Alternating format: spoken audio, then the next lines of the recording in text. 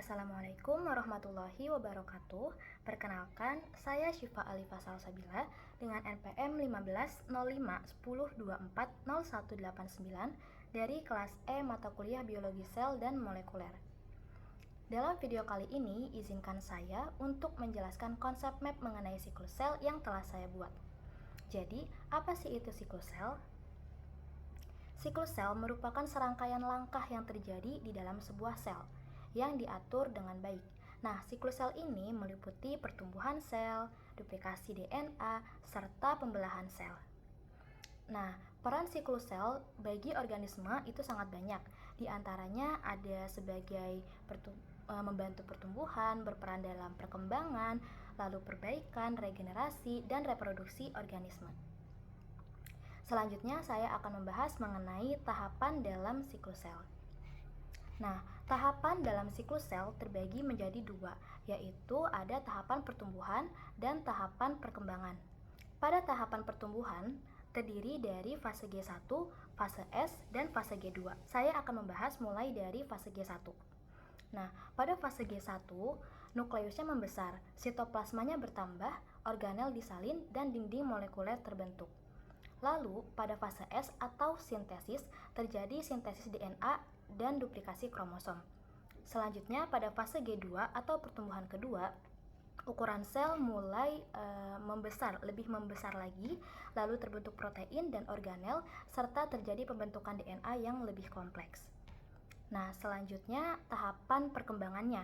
Nah, tahapan perkembangan ini terdiri dari karyokinesis atau pembelahan inti yang biasa kita sebut dengan mitosis. Ada 4 tahap pada mitosis, yaitu profase. Pada profase ini, membran intinya dia mulai hilang. Lalu kromatin berubah menjadi kromosom yang memadat, menebal, dan memendek. Lalu yang kedua, ada metafase. Pada tahap metafase, kromosom bergerak ke bagian tengah, berjejer pada bidang ekuator, lalu benang spindel menempel pada masing-masing sentromer. Lalu pada tahap yang ketiga, itu ada anafase. Pada tahap anafase ini, kromosom terbelah menjadi kromatid, yang kromatidnya ini ditarik menuju kutub yang berlawanan oleh benang spindel.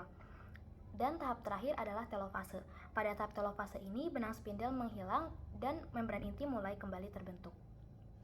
Selanjutnya, selain mitosis, ada juga sitokinesis atau pembelahan sitoplasma. Nah, sitokinesis ini merupakan tahap pembelahan sitoplasma, organel, dan membran seluler yang dimulai dari bagian luar ke bagian tengah sel, sehingga menghasilkan 2 sel. Pada tumbuhan, terbentuk pelat sel di sepanjang ekuator sel induknya, lalu terbentuklah membran plasma dan dinding sel yang baru di sepanjang sisi pelat selnya. Selanjutnya, saya akan menjelaskan mengenai checkpoints pada siklus sel. Nah, checkpoints pada siklus sel ini merupakan mekanisme pemeriksaan, pengontrol, dan pendeteksi kerusakan atau masalah pada perkembangan sel, sehingga siklus sel ini dapat berjalan dengan semestinya, dengan normal, dengan tepat dan benar. Nah, ketika ditemukan kerusakan, maka sel akan ditahan, jadi tidak dapat berlanjut ke tahap berikutnya, lalu masuk ke fase G0 untuk dilakukan perbaikan. Ketika sel tersebut sudah diperbaiki, maka dapat melanjutkan tahap siklus sel selanjutnya. Tetapi jika tidak, maka akan dieliminasi melalui apoptosis atau kematian sel. Nah, checkpoints ini ada 3 titik. Yang pertama itu ada G1 atau S. Nah, pada G1 atau S ini, sel akan memilih untuk melakukan pembelahan atau tidak. Pada titik ini akan dilakukan pengecekan akan kecukupan nutrisi, aktivasi faktor pertumbuhan, dan kerusakan DNA. Dan selanjutnya ada titik G2 atau M. Nah, pada titik ini tuh memastikan pembelahan sel dapat berjalan dengan lancar, yaitu dengan cara memeriksa replikasi DNA, kerusakan DNA, kelengkapan DNA, dan ukuran selnya. Dan titik yang terakhir, titik yang ketiga adalah titik M atau G1. Nah, pada titik M atau G1 ini akan memeriksa pelekatan spindel pada kromosom. Jika ditemukan kromosom pada tempat yang salah, maka mitosis akan terhenti. Lalu, terhentinya mitosis ini tuh untuk memberi waktu bagi spindel dalam menangkap kromosom-kromosom yang tersesat.